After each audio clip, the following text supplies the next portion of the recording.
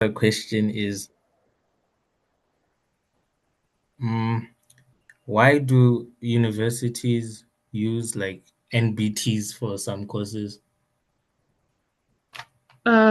It's usually for science degrees, and NBT is just usually there for them to test your knowledge and to actually see if you can um cope with the system that they have in university. Because some of the questions there, if you've written your NBT, some of the questions they ask there are questions that you can find in your um tests and class questions when you're in university. So it's just like a way of them trying to see how well you can actually interact with the content that they'll be giving you in university. It's mostly for science degrees. I don't know if I answered your question well. Can I add Authentic. on? I think also, like for instance, there's English, if I remember. There's also an English MBT. Obviously, across South Africa, the syllabus is not necessarily the same. So, to truly test your level as a student, they have to have some kind of measure to see where you are at when looking at other students, and they rank you according to that. That's why it's across the country where you write your NBTs for specific degrees. Obviously, they have like their specific parts of English or parts of maths that they need you to be capable in to see if you will survive in um, university in that specific degree. And like you said, yes, they do ask you some higher order questions, but at its core, it's to check if you understand the fundamentals of like English, language, and just all of that, and see where you are at in comparison to other students that are applying as well. Okay, Thank you, thanks. Authentic.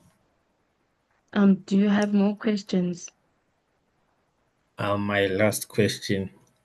Yes. So let's say I applied to a uni ne, and I didn't get provisional acceptance. Is there still a possibility I'll get accepted next year if I Yes, do like well in my finals? if you do well in matric, Because it's guys, this hurts like you. It's no, you don't tough. have to worry. Can I tell you something? When I applied last year in grade 11, I did not get a provisional acceptance, but I'm learning at Wits. So you have to make sure that you get really good marks in grade 12 and they can still take you. So not getting a provisional acceptance is not the end of the world. Like once you apply in grade 11 and you see that they did not accept you, don't go and cry and give up and tell yourself that I can't make up for it in grade 12. Like don't give up. You can still get there. Oh, to add Okay, on what thanks. Nomti said is that like a provisional acceptance doesn't guarantee you an admission actually. You can get a provisional acceptance but still not get the admission. So it's just, let's say it's just a chance. So don't worry about that.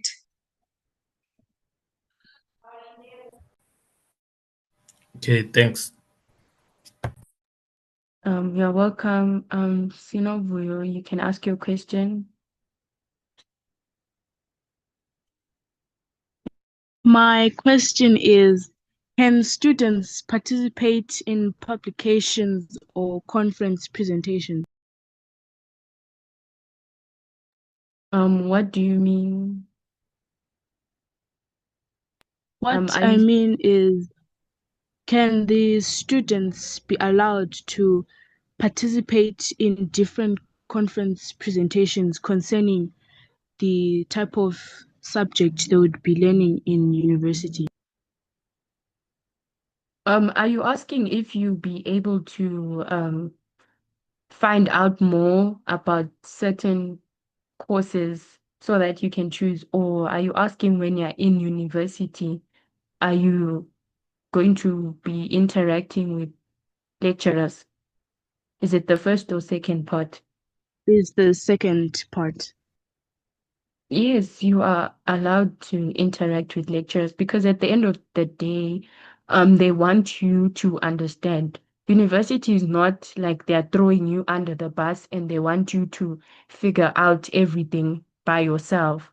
Like you be allowed to actually ask questions. You can even consult with lecturers. There are consultation times available for different lecturers for different courses. So you don't have to worry about being alone and not understanding. There are tutors as well on campus who offer tutoring. So if you don't understand, you won't be stuck. Have I answered your question? Yes, thank you for that. Okay, you're welcome.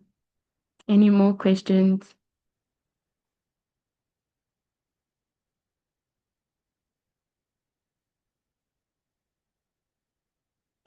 Yes, you can ask Hello. your question. Mm-hmm. Like I'm struggling to figure out what like specific direction I wanna go into. So like I got provisional acceptance from UP and then from NMU for at UP I got for BCMP, it's health sciences, and then for at NMU I got for civil engineering. But then I think I got some pressures from parents, but then I specifically don't know which course to do or which direction I'm into. Can you please assist me with that one? Or my strong points? Okay, so I'm sure that when you're at school right now, you know which subjects you actually love doing. So I guess you can compile those subjects and try to look into degrees that offer those specific subjects that you'd like to do. But like at the end of the day, it's still okay for you not to have it figured out by now because it's still gonna take time for you to actually know what exactly you want to do. There are sites online that can help you um put in what you like and what you don't like, and then it like gives you a review of what you would most likely be interested in studying. I mean, that's what I used when I applied, but I realized that that's not really helpful because at the end of the day, someone on the internet will not know you more than yourself. So you have to like know what exactly you like right now in high school and then try and look into the different degrees that offer that. And I'm sure you can um maybe go to some career um expos, not really career per se, like where they talk about what they do in different degrees. You can find that on YouTube. There are videos posted there, and you can try and watch those videos and see what the people are actually doing. You can find out more about civil engineering and find out the courses that will be offered to you, what exactly you'll be studying, and more about the other degree, and then weigh your options and see which one you would actually love to do more. Okay, so my point in asking this question is because the Mm-hmm. thing I'm strong at is the thing I don't want to do. I'm strong in physics, but then I don't like I like health sciences, but then I'm not strong in life sciences and biology and those type of stuff. But then I'm more into life sciences, but then I'm stronger in like practicals like physics and chemistry and those type of stuff. I mean, you can still use that physics strong point as a way to get to into life sciences. For example, what I'm studying, I have biology and it's my major. And since you don't like physics, you can still take physics just so that it can boost you up into like second year and third year. And you don't have to take a physics major. You can take like an auxiliary physics and still be able to proceed into the other studies. And it's not bad if you don't understand life science. I'm sure you are in grade 11 and you still have time to actually, you know, try and understand. And there are tutors available. I know a few like that I can recommend who helped me actually love life science because I also struggled with life science, especially in the beginning of grade 12. It was quite difficult for me, and I had a few tutors who assisted me, and I could, at the end of the year, I actually did well in life science. So it's not necessarily that you hating physics means that um you can't do anything about it, and you doing bad in life science means that you can't do a degree in biology. You can still do that and do well in it. And also, you should remember that in university, you're not expected to get distinctions as long as you pass. And mostly pass marks are ranging from 50 to 60. So you don't have to be discouraged. Oh, okay, thank you. But then I'm in grade 12, by the way, and then, ish, yeah, nah, it's a bit difficult now because it's we are reaching the end. Like in maybe 3 weeks time, we're starting with finals, and then now I still have to make up my life choices, and then yeah, that's How are what your marks piled me up. looking for life Basically, science?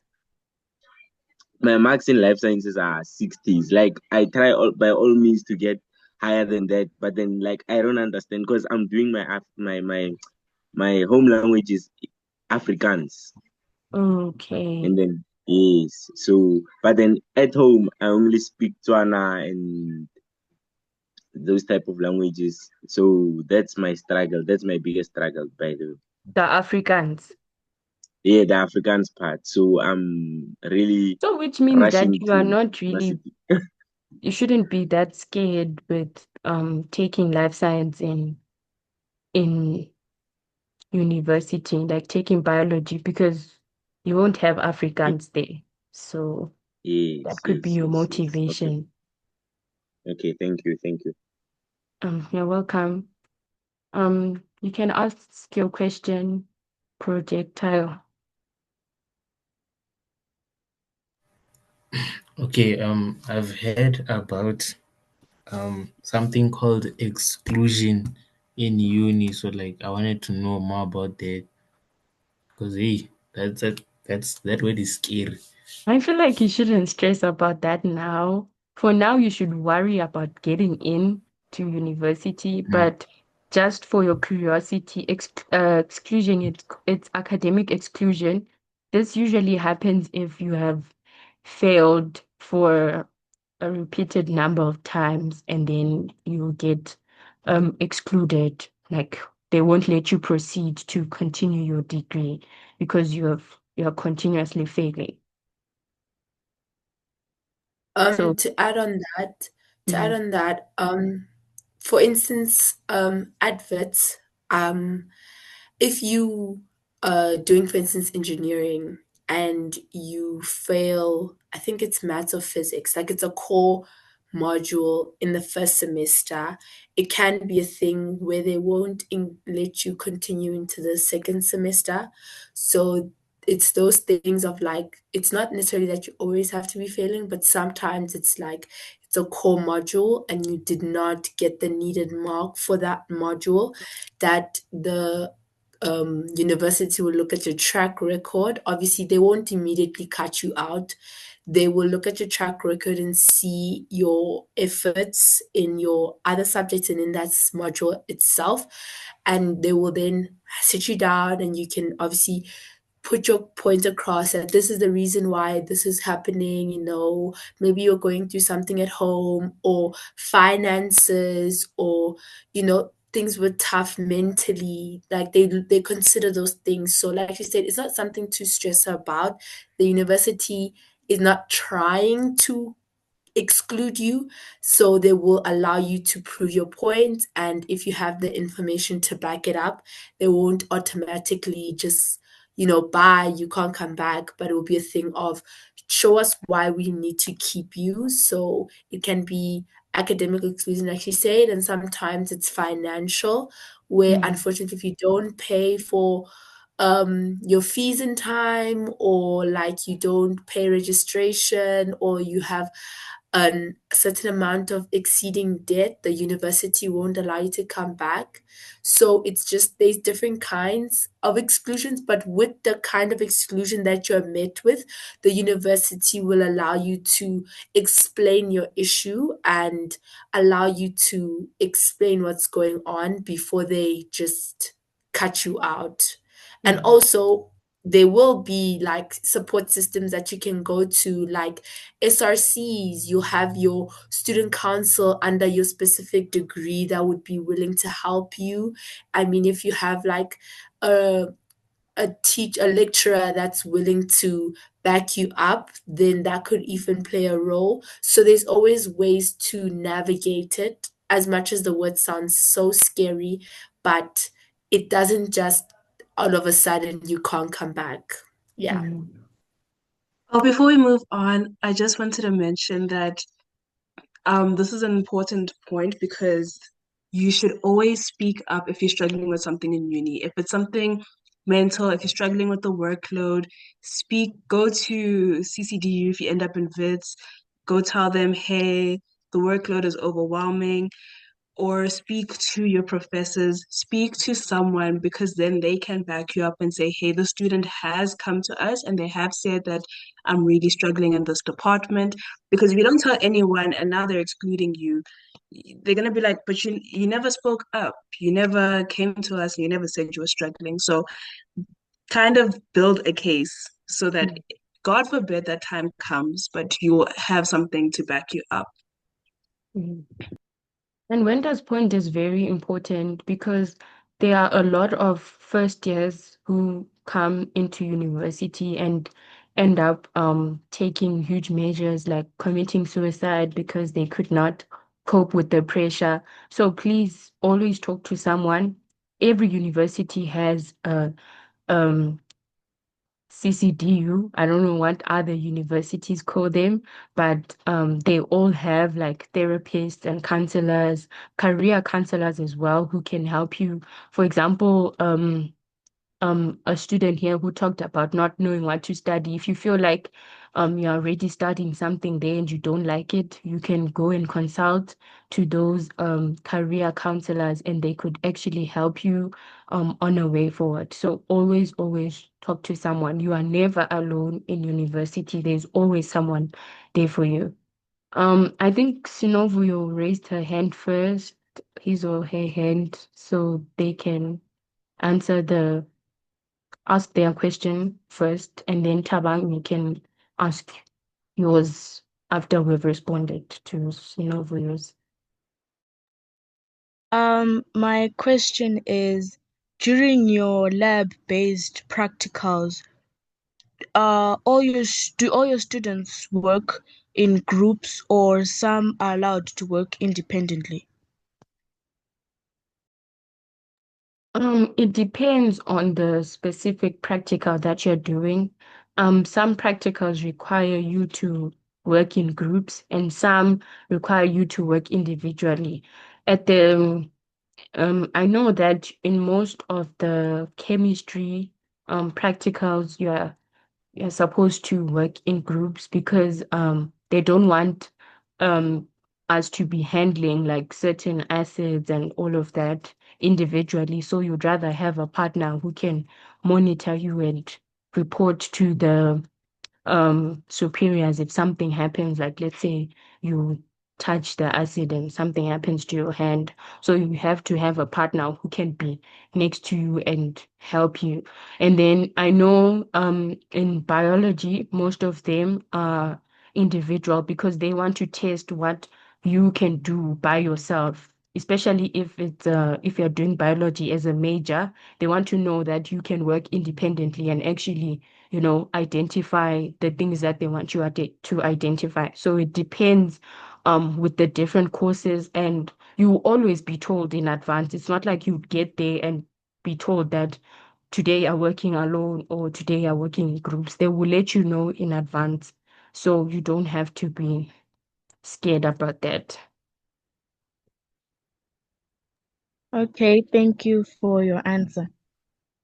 Okay, Tabang.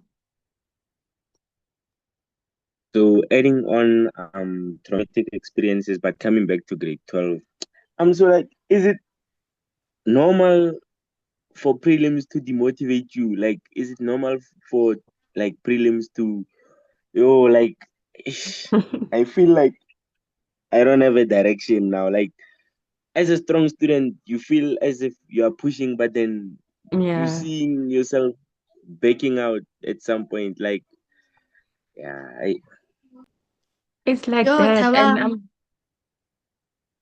I'm oh, sure you can go your first. teachers, okay, I'm sure your teachers told you that prelims are actually harder than the finals, just so you know.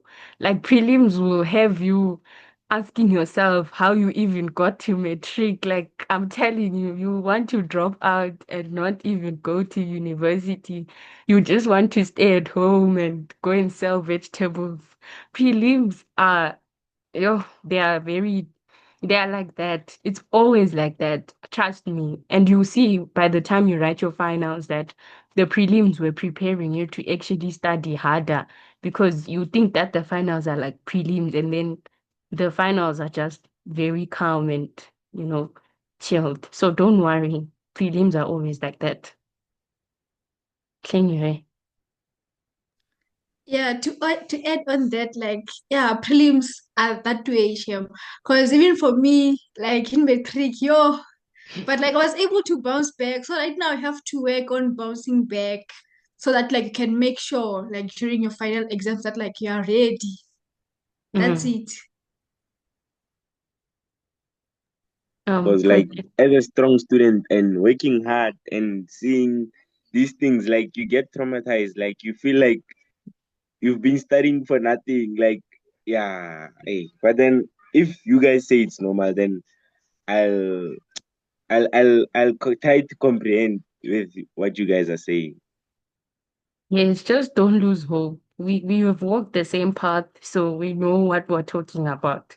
Prelims is they're like that for everyone, every year. And I'm sure if you go on social media and search and say prelims 2025, 2024, or 2023, they're all going to be telling you the same experience. So don't lose hope. You'll be okay. You can still bounce back. Okay, thank you. Projectile. Okay, so I remember a time, yeah, my teacher said that term one, two, and three count 25% to the NSC mark. Ne? So Mm-hmm. how is the finals easier than the prelims, guys? No, can I tell you If it something? counts 75. No, let me tell you something. They don't always include your during the year marks. Sometimes if you guys pass really well, they'll just take your Okay. final mark and then they won't add your SBAs and everything. So you have to, and also I guess it's just a way of them telling them that at the end of the day we still want you to pass. So that's why the final mark actually accounts for a higher percentage than the SBA mark. So that yeah.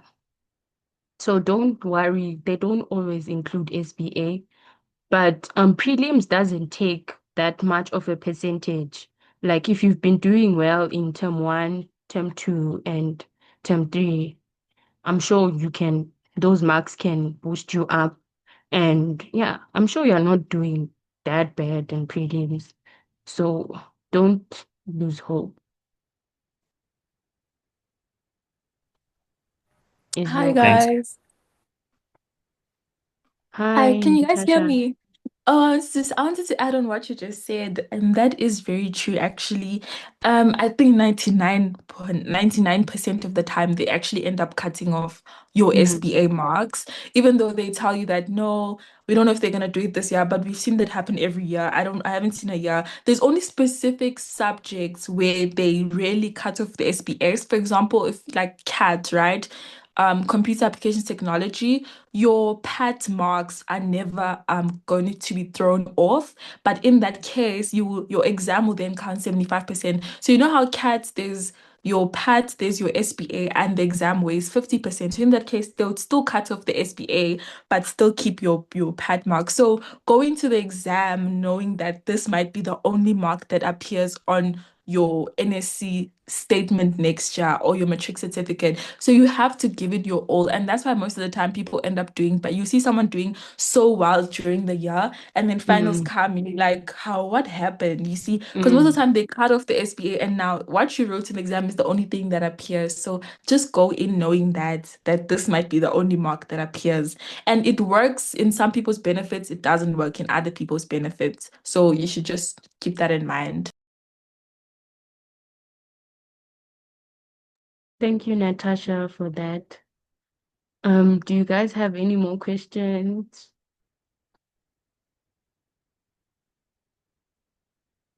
You can react maybe if you are okay and don't have any more questions so that I can know that we can end the meeting.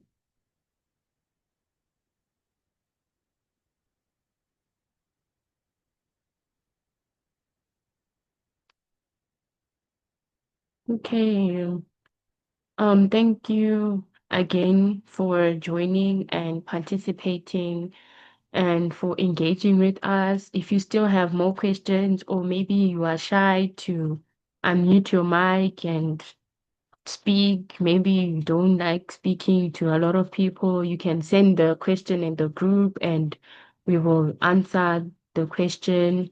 And please note that the presentation will be posted, so you don't have to worry about um, not having heard everything that was said here. And the meeting was being recorded. I will also send the links in the group. Um, Natasha is just leave. I think you already said what I wanted to say, but yeah, if you still have any questions, you guys know there's the science group, right? Just pop your questions in there, and then whoever's available to answer will answer it. And then I'll also share the slides there as well as the YouTube videos when they are all uploaded. We will notify you guys. But then all year long, as long as you're in the group, if you have a question, then please just pop your question in the group. Thank you again, everyone, for participating. Enjoy the rest of your evening.